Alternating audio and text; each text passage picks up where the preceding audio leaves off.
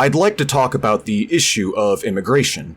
I know that most of this is old news by now, but it's still worth talking about because there's a number of things that many people are either unaware of or get wrong in their analysis, including a significant number of self-identified left-wingers, chiefly and primarily the socio-economic factors, the geopolitical factors, and the inherent class dynamics at play.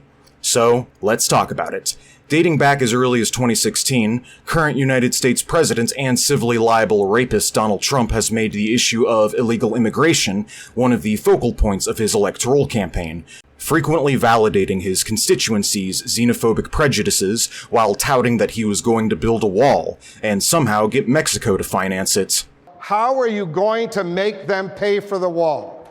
I will, and the wall just got 10 feet taller, believe me.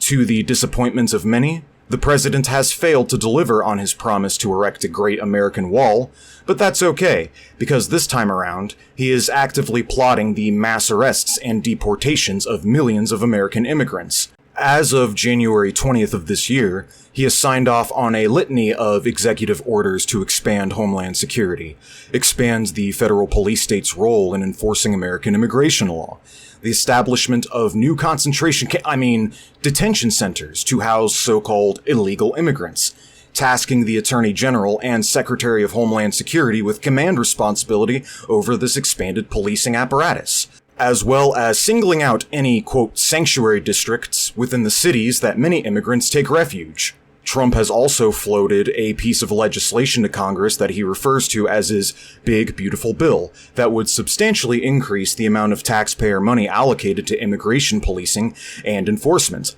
setting ICE arrest quotas of up to 3,000 people per day, and even offering illegal immigrants $1,000 and a free plane ticket home to willingly self-deport. Since then, there has been a significant increase in the number of arrests carried out by the Immigration and Customs Enforcement of American migrants, both documented and undocumented, regardless of whether or not they have any prior criminal background. Spoiler warning, many of them don't.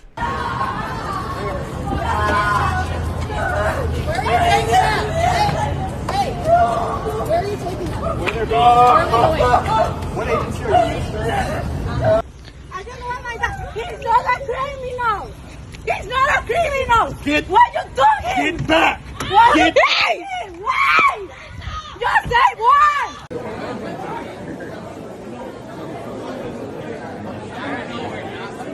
And we have more breaking news tonight. ICE agents appearing to detain and question a SoCal man who says he's an American citizen. I'm American, bro. This face-to-face encounter with ICE agents still has Brian Gaviria shaken. That's because he says he's an American citizen. East Los Angeles, born and raised, man. I'm American. I stated I was American. He still attacked me.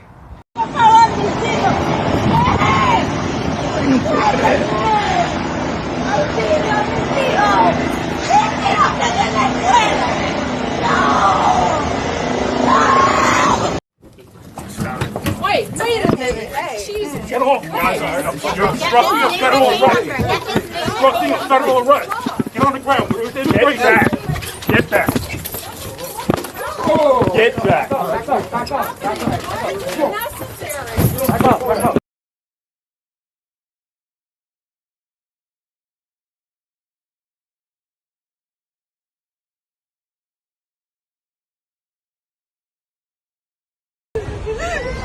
What happened? ¿Por qué lo están arrestando? Why you guys arresting him? What did he do? Why you guys taking him? Hey, do you guys have a warrant to even be in here? You want to get arrested? Muéstrame la orden de arresto. Muéstrame la orden de arresto. No se la pongo. Muéstrame la orden de arresto. Muéstrame la orden de arresto.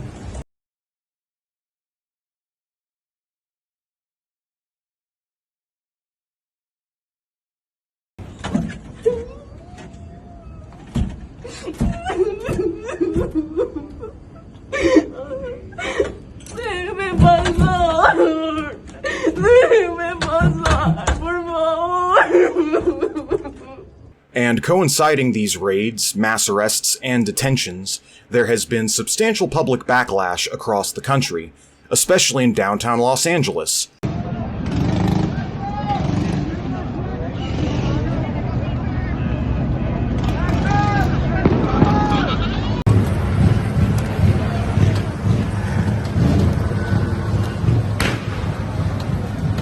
Their squad cars from North Hollywood Division.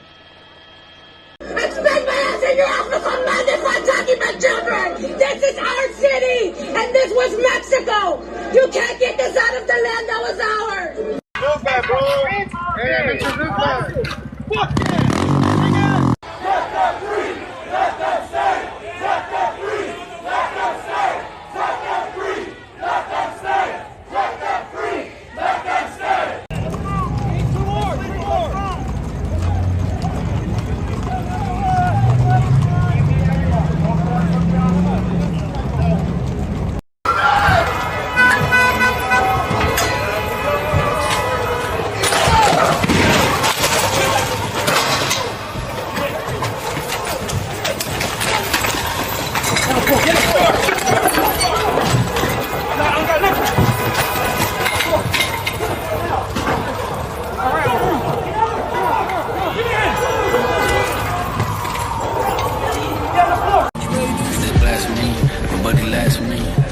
Demons on my heart, I need a man to breathe. I fight them happily, cause it's tasked to me. What it takes to be a leader, you can ask a priest. I bought 2 stripes for me, cause they fast to creep. Love one switching up, could they be tasked with green? They say I love one double, that had to be. I put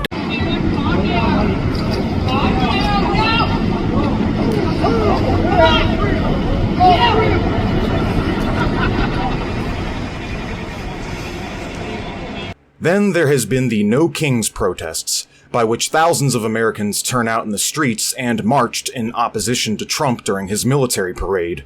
70,000 people marched in Seattle, Washington. In Los Angeles, where protests have been taking place all week against Donald Trump's immigration policies, as well as his deployment of the National Guard against the wishes of that state's governor and Los Angeles city mayor. More than 200,000 people protested.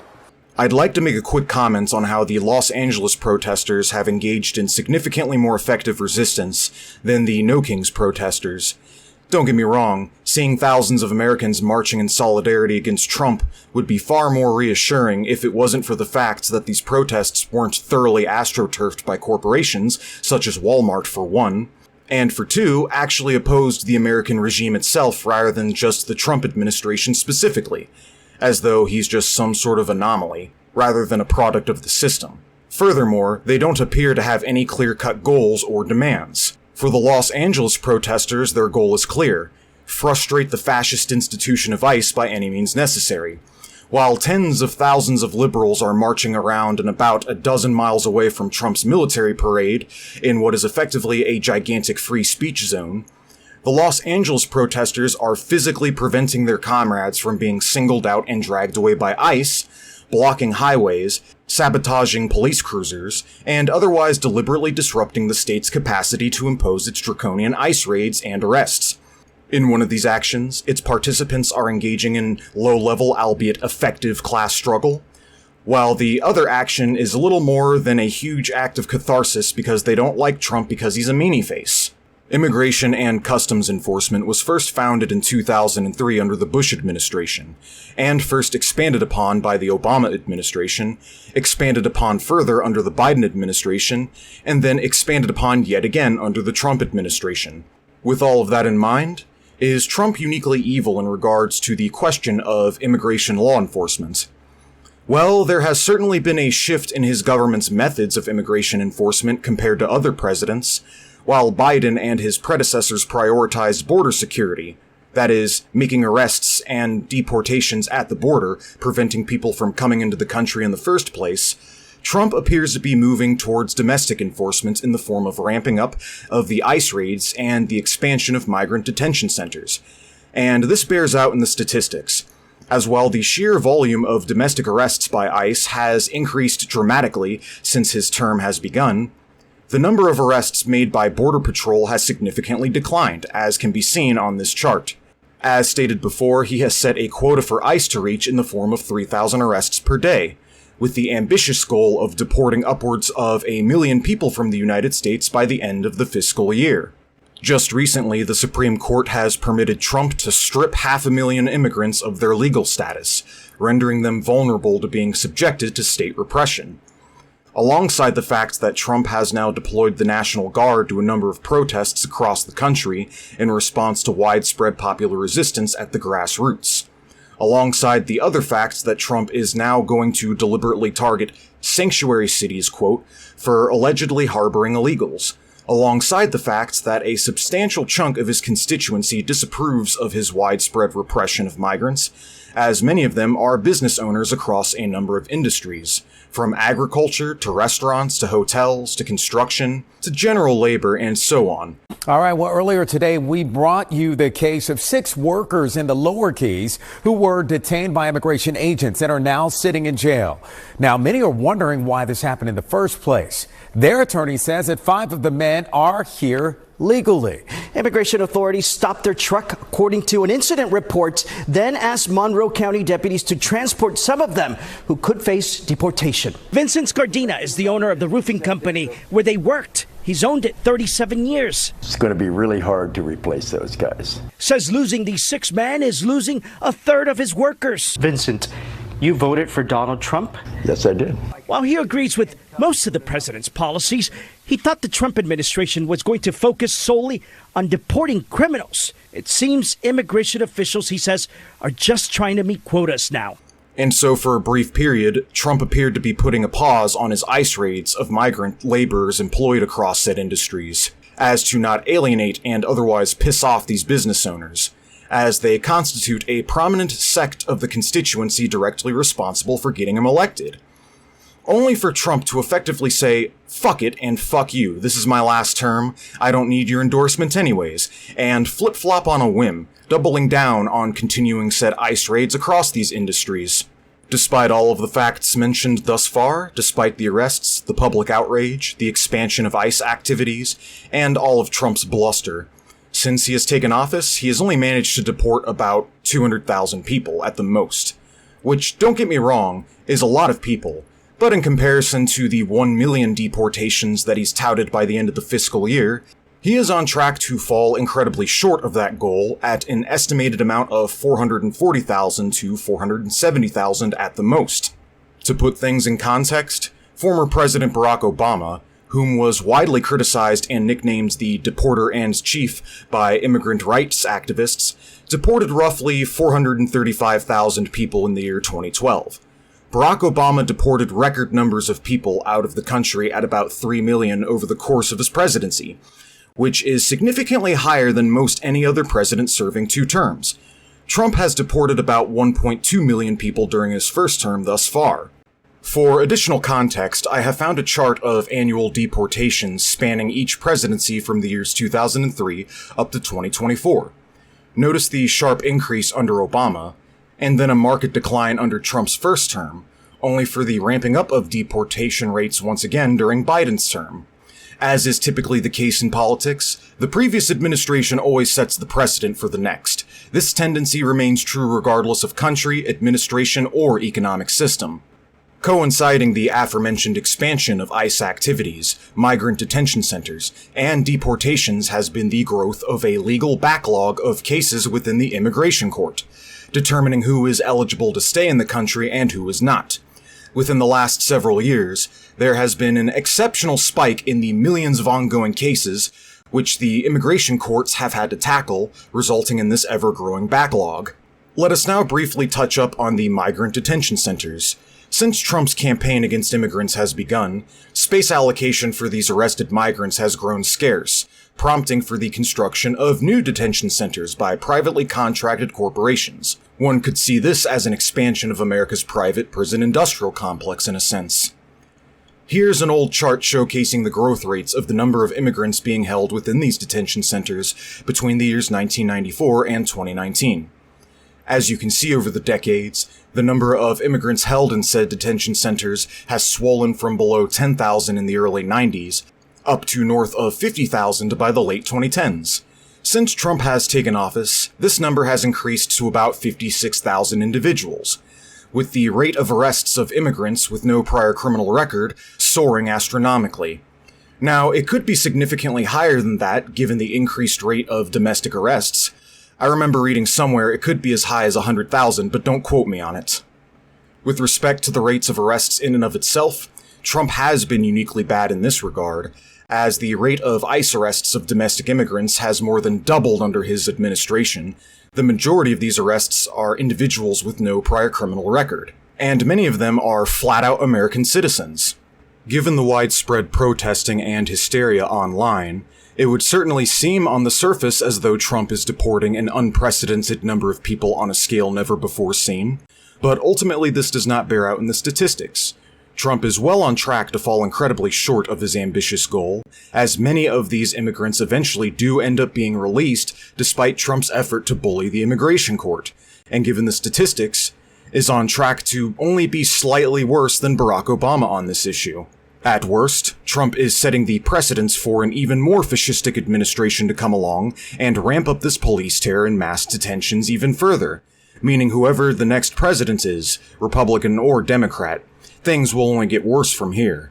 Given the rising migration rates and impending climate catastrophes that will drive hundreds of millions of people from their homes, it's easy to envision a future where America builds vast, dystopian, walled-off, city-sized, open-air prisons akin to Gaza, where any migrants or refugees that are able to cross the US border, whom are lucky enough to avoid being mowed down by machine gun fire by border patrolling death squads, will be captured and crammed into. I would also imagine that they would be built extrajudicially for legal immunity, and that the definition of non-American citizens would be expanded broadly to feature more and more people, including activists, organizers, dissenters, and people like us, so that we could be black-bagged and shipped away to never be seen again on the grounds of not being real Americans. Don't get me wrong, the US government certainly wants to eventually get to this point, but fortunately for us, we're not quite at that stage of fascism. And so, since Trump can't enact the level of fascism that he wants to his liking, he is instead settling for the optics of fascism, and fake it till you make it, if you will. With all of that in mind, I have a question for you, viewer. What could possibly compel a man and his family, whom were originally born and raised in, say, Guatemala, to suddenly uproot their entire lives, abandoning their communities, abandoning all that they know, so that they may hike hundreds of miles on foot crossing wilderness and large bodies of water, exposed to the elements, risking life and limb, just so they can go live in another country on the other side of the world full of people who hate them, who look different from them, dress different from them, speak a different language than they do, have a different culture than they do, worship different gods than they do, and routinely scapegoat them for all of their society's problems? Well, the short answer is economic turmoil. As it turns out, when you have a first world, who has spent the better part of the last few centuries raping and pillaging and colonizing and impoverishing the rest of the world to their benefit, committing genocides, disabling democratic governments, imposing comprador dictatorships that allow foreign corporations to ruthlessly exploit the labor and resources of the indigenous population, and bomb and destabilize entire continental swaths of the globe for profit, it leads to widespread poverty, depravity, instability, and immiseration. And so many of these people are compelled to migrate to the rich countries that have plundered and impoverished their own for the chance of a better life, since life as they know it now has effectively been rendered impossible thanks to the aforementioned centuries of colonialism and imperialism. Not to mention the advent of climate change, which in and of itself is predicted to displace hundreds of millions of people across the equator in the decades to come. In order for America to meaningfully resolve this issue, it would have to stop doing imperialism and perpetrating climate change. But that's not profitable, so they'd rather expand the police state, arbitrarily arrest and terrorize migrants, separate families from their children, jam children into cages, beef up the border with increasingly violent enforcement, rapidly erect dozens of concentration camps to house migrants within at the border, and then turn around and blame said migrants for the systematic contradictions immiserating Americans back at home. This is, of course, a reaction, not a solution, and yet it's all that our government is capable of because at its core it is centered around protecting the interests of private corporations over the interests of the working class. Profits before people, planet, and peace, if you will. Resolving this crisis will by extension require the establishment of a new political economic system, as problem resolution on the scale of what is needed will never occur under the current political economic paradigm due to its structural limitations. When one considers the amount of critical essential labor that undocumented migrant workers perform for our economy, and the value that they generate, and the enhanced rates of exploitation imposed upon them thanks to many of them lacking citizenship, it stands to reason that undocumented migrants constitute a substantial part of the deepest sections of the American proletariat. It is a myth that undocumented workers do not pay taxes. As a matter of fact, undocumented immigrants pay a net higher tax rate on average than the top 1% of income earners amongst the United States population. Furthermore, according to a poll conducted by the Pew Research Center, about 3/4 of Americans say that undocumented immigrants fill job roles that American citizens do not wish to perform, from construction, to agriculture, to hotel, restaurant work, and so on. The elephant in the room is that illegal immigration is economically beneficial to the capitalist class of the United States for a couple of reasons. The first one is because the increased influx of low-skilled wage laborers increases the supply of domestic labor, which by extension deflates the value of labor, and contributes to the growth of the reserve army of labor, taking bargaining power away from the workers for better pay and benefits since they are more easily replaceable and disposable. The second reason is because undocumented migrants are statistically more willing to work dirty, grueling, and physically demanding jobs for significantly less pay than American citizens on average, and given their undocumented status, are afforded less labor securities and protections than American citizens are. According to a study from Science Direct, undocumented workers make an average of 35% less working the same jobs as normal U.S. citizens. In states where law enforcement on illegal immigration is more strict, or the number of undocumented immigrants living in said state is higher, the wage disparity between citizens and undocumented migrants is comparably wider as well. Conversely, in states where the undocumented immigrant population is smaller, or the state's law enforcement on illegal immigration is more laxed, this wage gap is comparably lower. And so, because of this dichotomy, it is quite easy to understand why so many business owners, both big and small, just so happen to be Republicans, as the Republican Party actively lobbies for harsher law enforcement on undocumented immigrants. And as stated before, harsher law enforcement on undocumented migrants directly correlates with increased wage suppression and reduced benefits and labor protections, and by extension a direct increase in the rate of exploitation for the aforementioned business owners, as each and every dollar that the capitalists are obligated to pay out in higher wages, income taxes, safety regulations, or benefits such as healthcare or paid maternity leave is one less dollar in their pocketbooks.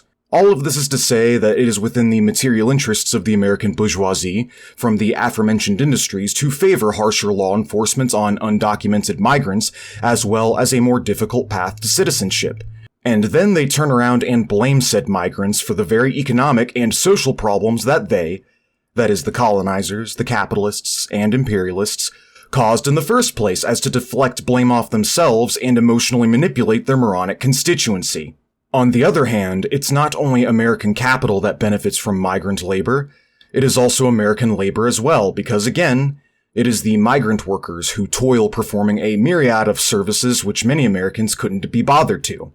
They spend all day, several days a week harvesting fruits and vegetables for American agribusiness, which directly translates to cheaper produce for consumers. They perform back-breaking construction work building and maintaining our infrastructure. They prepare the food behind kitchen doors at most of the restaurants that we eat. They run the factory farms that mass-produce our easily, convenient, and readily available meat and dairy. They clean our hotel rooms and provide excellent service.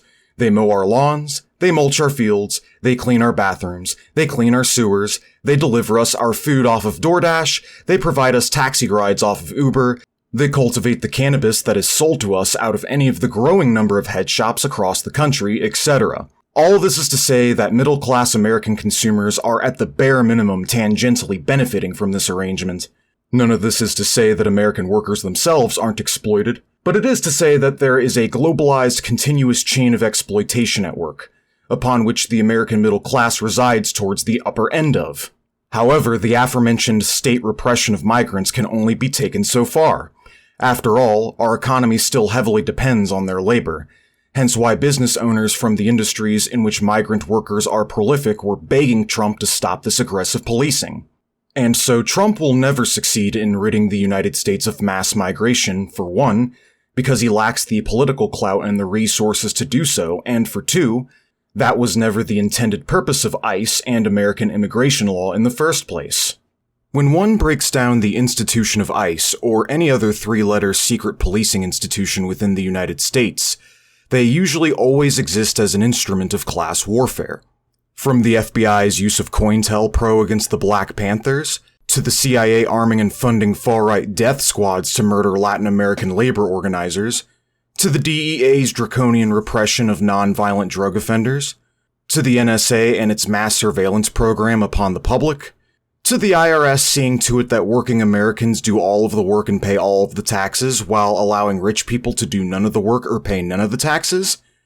Within the context of immigration law enforcement, ICE exists as a kind of modern-day Gestapo tasked with the violent repression of migrant activists and organizers, first profiling them, then arresting them, jailing them, and putting their citizenship status into question before the court as a form of post hoc justification for the deliberate quelling of effective organizing and dissent.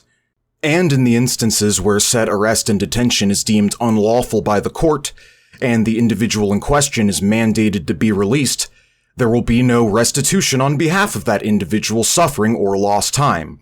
And given the growth of the immigration court's backlog of cases, it could be months or even years before that innocent person is finally released, such as was the case with Mahmoud Khalil. Mahmoud Khalil is a Syrian-born student activist from Columbia University, whom is a prominent voice amongst the movement for Palestinian liberation. Khalil was attending the University of Columbia on a visa, making him a legal resident of the United States. Despite this, the powers that be didn't take too kindly to his rabble-rousing, and so ICE rolled in without any sort of warrants or identifiers to blackbag and arrest him. Since then, he has spent over 100 days arbitrarily imprisoned after the Department of Homeland Security failed to produce substantial evidence before the Supreme Court that he was some kind of domestic terrorist. Thankfully, he's been released and has seemingly been emboldened by the experience, swearing to only continue and double his efforts towards the cause. Khalil is not the only student activist who has been subject to state repression at the hands of immigration and customs enforcement. Another Palestinian liberation advocate from Tufts University by the name of Rumezya Ozturk has been kidnapped and held against her will as well. Ozturk is a Turkish woman who was studying abroad on an F1 student visa prior to her arrest after her visa was allegedly revoked. One night, a group of masked men entered her home, arrested her, handcuffed her, seized her belongings, and took her out of state to a detention center in Louisiana, the very same detention center that Mahmoud Khalil was being held in. This was done despite a petition filed by her attorney and approved by a judge that barred the removal of Ozturk from the state of Massachusetts. Regardless, the Trump administration isn't exactly known for respecting the authority of American judges. A Palestinian immigrant by the name of Mohzen Mahdawi, who led a series of protests against the war in Gaza at Columbia University, was arrested by ICE back on the 14th of April.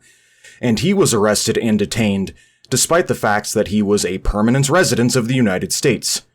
Mahdawi is one of many Palestinians who have been driven into diaspora as a result of the ongoing Nakba in Palestine.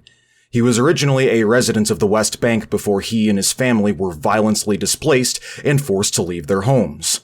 Los Angeles labor organizer and president of the Service Employees International Union of California, David Huerta, was recently arrested and detained by ICE during a protest over an immigration raid. He was released on a $50,000 bond. He is currently facing charges of conspiracy and facing up to 6 years in prison. His supporters have cited that he was just exercising his First Amendment right before his violent clash with immigration authorities. President of the California Federation of Labor Unions, Lorena Gonzalez, states, quote, "We all know David Huerta. He's been involved in the labor movement for a long time, and we know he's not a criminal." While the U.S. Attorney of Los Angeles, Bill Asaley, states that Mr. Huerta is simply facing consequences for attempting to interfere with immigration enforcement by blockading the roads upon which ICE agents were driving upon. According to an undercover cop, Mr. Huerta told the protesters, quote, "It's a public sidewalk. They can't stop us," unquote. And so they physically blocked it off. In other words, He's being tried and charged for the crime of attempting to save innocent people from being wrongfully kidnapped and held against their will. Following the arrest of David Huerta, ICE agents proceed to black bag and detain 2 more labor organizers who weren't even involved in any protests or labor actions at the time of their arrests. Both of them were labor organizers by the names of Alfredo Juarez and Lewelyn Dixon. Juarez is the founder of the Familias Unidas por la Justicia, an independent farm workers union based out of Washington state. Since he was a young teen, he has been a vocal advocate and labor organizer. Lewelyn Dixon is another highly active labor organizer from the same community. One day, Juarez was stopped while on his way to work in Skagit County, Washington by Gestapo ICE agents.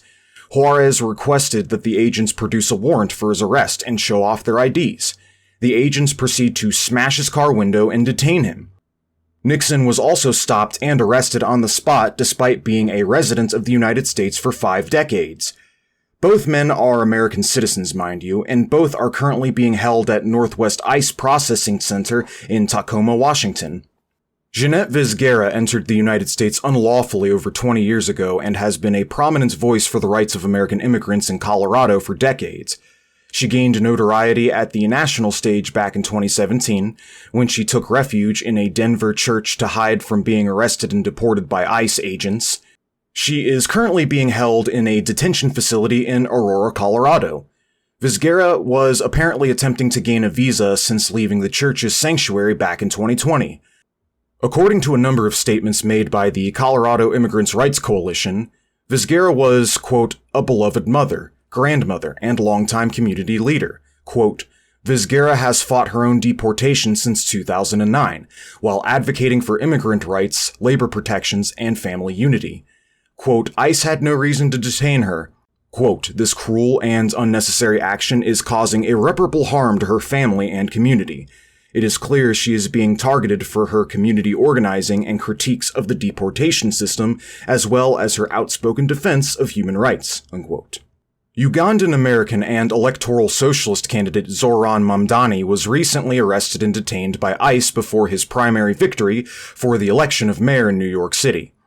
Though he didn't remain imprisoned for very long, and thankfully didn't get deported to El Salvador, the fact of the matter is he still got profiled, targeted, and harassed by federal agents on the grounds of his nationality, while conveniently being a prominent left-wing politician and activist.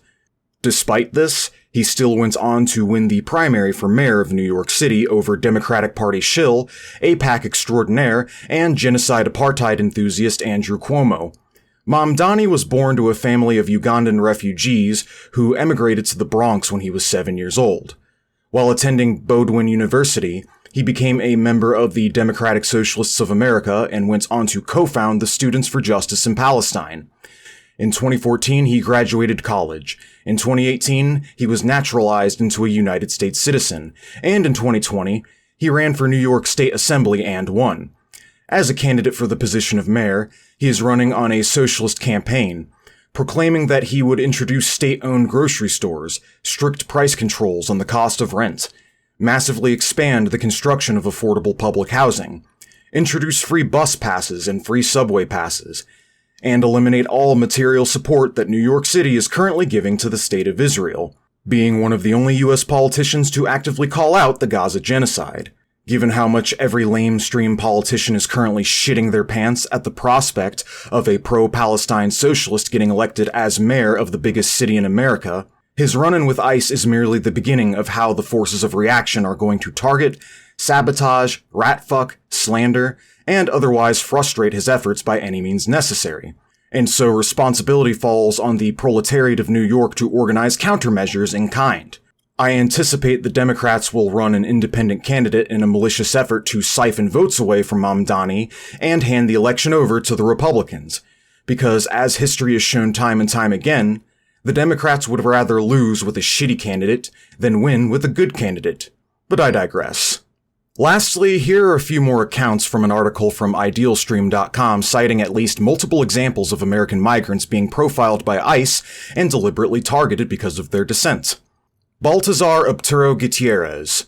ICE agents arrested the Mexican shellfish worker in Ocean Park, Washington in December of 2017. after he was quoted in a newspaper complaining about his longtime partner's deportation to Mexico. According to the Seattle Times, Gutierrez said that arresting agents told him, quote, "You are the one from the newspaper," unquote. Arturo has no criminal record. An immigration judge lowered his bond in January, saying he poses no danger to the public. Alejandra Pablos. Pablos is an anti-Trump immigrant activist and field coordinator for the National Latina Institute for Reproductive Health in Virginia. On March 7th, agents detained her after she flew to Arizona for an ICE check-in. She was convicted in Tucson for driving under the influence. Though she had a green card, the DUI conviction makes her deportable. She remains detained in southern Arizona. Claudia Rueda is an immigration activist and college student who protested U.S. deportation policies, as well as the arrest of her mother on drug smuggling charges. Rueda was arrested by immigration agents in May of 2017 and released 22 days later. She claims her detention was motivated by retaliation to silence her. A supervisory board patrol agent told the Los Angeles Times that they had identified Rueda as, quote, part of a support network for a drug organization. Her mother was never charged on narcotic offenses, but she was held on immigration violations. Now, I could go on and on, of course, digging up dozens upon dozens of examples of this very thing transpiring over and over again, showing a myriad of well-documented instances of the deliberate targeting of activists and organizers on the grounds of their nationality or migrant status. I could dig up examples of migrant workers being arrested and taken away by the dozen after attempting to organize their workplace, but I think the examples provided thus far get the point across well enough. Dissenters against the system stick out like a nail, and it's the job of institutions such as ICE to hammer them back down. In summary, immigration law enforcement is just one of many tools of class warfare utilized by the American government to repress and terrorize the working class on one of at least several arbitrary grounds, with the legal framework in place to act as post hoc justification. Same goes for the war on drugs, tough on crime, mandatory minimum sentences, the prison industrial complex, COINTELPRO, Homeland Security, anti-terrorism, CIA-backed coups and genocides, color revolutions, and so on. With respect to the war on drugs, John Ehrlichman, one of President Richard Nixon's top advisors during his presidency back in the late 1960s, told the press that the Nixon White House had two enemies, the anti-war left and black Americans, and that the war on drugs was passed into law and enacted so that the U.S. government would have the pre-approved legal justification for the widespread repression of both groups, since the consumption of marijuana and other illicit substances was associated with the black community and the ongoing anti-war counterculture hippie movement. At the end of the day, this is what law enforcement inevitably transforms into within the context of capitalism. The wealthy and powerful who are routinely involved in loads of crimes at an individual level do astronomically more damage to the world than some poor drug dealer from the ghetto ever will, and yet they seldom face any accountability or recompense for their crimes. In most cases, they'll receive a slap on the wrist at the worst. In the rare cases that they actually do get held accountable by our legal system, such as was the case with Bernie Madoff during the subprime mortgage crisis of 2008, it's only because the individuals in question ripped off other capitalists, and the capitalists are more than willing to sacrifice a few of their own to use as fall guys if it means protecting their system and saving their own skins. Law enforcement itself is involved in loads of crimes, and there's little to no accountability for them. Remember when it took the entire country protesting and rioting for months on end, just so the police officer who murdered George Floyd in plain sight would get a criminal conviction just like anybody else would? Police routinely commit nearly as much, if not just as much crime as they stop. Don't believe me? Statistically, through the advent of civil asset forfeiture, the police steal more money from American citizens every year than actual burglars and robbers do. In short, ICE is routinely wielded as a tool of class warfare and has been utilized by the United States government to profile and repress political dissidents for decades. Trump is merely the next logical step in a long line of presidential administrations working to perpetually enhance and perfect its weapons of class warfare. None of this is to say that what the Trump administration is pursuing isn't barbaric or loathsome. None of this is to say that it isn't abhorrent, and that we shouldn't oppose his agenda at all costs. The main point I am trying to make is that it goes well above and beyond Donald Trump, and the problem will only continue to spiral out of control and get worse and worse over time, regardless of who the president is. At the end of the day, it's a regime. America is a rogue nation terror state which routinely exploits, abuses, and destroys its own domestic population as well as the global population abroad for profit, and must be frustrated and defeated for the sake of human progress. If you stuck around to the very end of the video, I want to say thank you very much, and please remember to rate, comment, and subscribe, and share with your neighbors on social media. And if you feel like joining my Discord or giving me money, feel free to click either link to my Discord or Patreon in the description below.